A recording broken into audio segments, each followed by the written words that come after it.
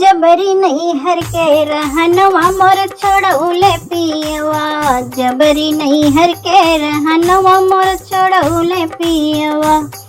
हे छोड़ौले पियवा, हे छोड़ौले पियवा। जबरी नहीं हर के रहनवा मोर छोड़ौले पियवा। अरे माई से न पूछ ले न बाबूजी से पूछ ले। अरे माई से न पूछ ले न बाबूजी से पूछ ले। अरे जबरी उधरौले लागना हमरा नैहर के रहनवा मोर छोड़ौले सजना। अरे नैहर के रहनवा मोर छोड़ौले सजना। जबरी नैहर के रहनवा मोर छोड़ौले सजना। अरे केहू से न पूछले, केहू से न बतवले, केहू से न पूछले, केहू से न बतवले। अरे जबरी उठावई हो हमरे घर से डोलिया मोरे नैहर का रहनवा वो छोड़ौले सजना। जबरी नैहर का रहनवा मोर छोड़ौले सजना।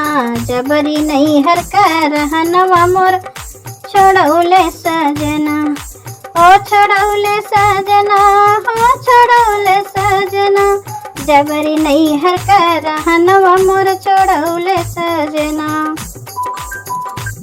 अरे फोनवा न कइले संदेशवा न भेजवले।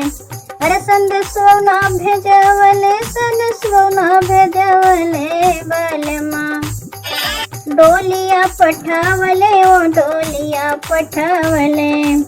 अरे कहू ना वो संदेशवा भेजवले। अरे डायरेक्ट वो डोलिया पठावले, अरे डोलिया पठावले। अरे लाल की चुनरिया मोर ओढ़ौले पियवा। अरे लाल की चुनरिया मोर ओढ़ौले पियवा। अरे ओढ़ौले पियवा, अरे ओढ़ौले पियवा।